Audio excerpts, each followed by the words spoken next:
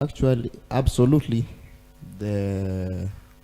what the government is proposing on university funding is absolutely wrong, and I completely disagree. Because look at our universities currently, most of the public ones. Yes. A good example is Egerton. They are getting funding from the government and they are still suffering. So what if the government will do away with that funding? Actually, they've done away with it. They've done away with it. Egerton is dead. Immediately they announced that. And by soon we'll be attending the burial of Egerton. We'll be going there to bury Egerton.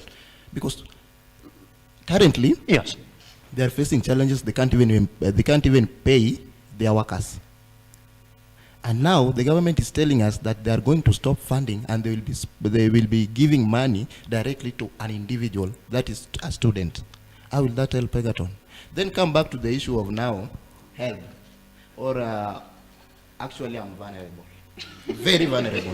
That's it. Now, we do agree then on this formula then, on that basis, that everybody then starts from vulnerable downwards, isn't it? Is that a failure already to that particular formula? Is that what you're saying then, yes, Alfred? I'm very vulnerable. Look at me. Very suffering. So if the government come out... Alfred, somebody might say, well, you decided to appear like that so that you could fit the criteria. No. I'm very suffering. And if the government will now chip in to use the criteria which they are saying that now they will consider vulnerable, less vulnerable, and maybe able, I don't know where. Because look at the criteria which they want to use. They want to use the HELB system to identify the most needy. And if you check, if you ask all my colleagues here, most of us, we have not received HELB and we applied for it. So that means even if we will apply... Yes, Alfred, even if we'll apply to be considered as the vulnerable because we are needy, still it will delay. And the moment the money will delay on my side, that means I won't be able to continue with my education. I'll be at home.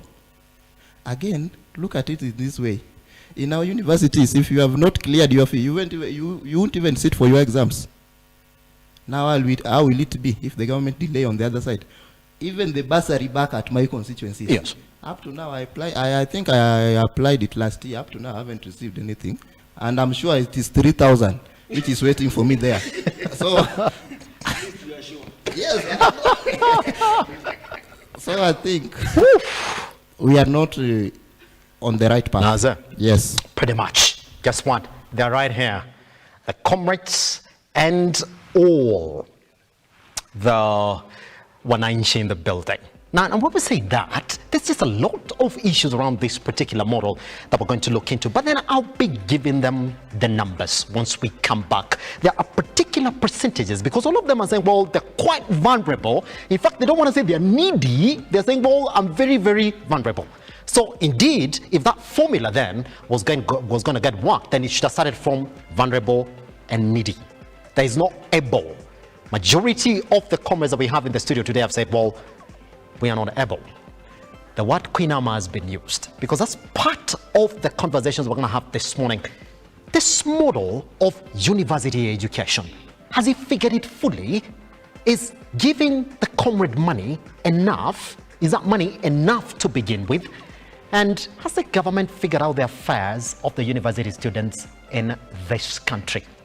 Be part of the conversation. Much more coming, including their views on how the president is fighting corruption. Some PSs are already home. Some CEOs have already gone home, something that we've not seen in a previous government. What is their view on the way that the president is also running the current government? Once we come back right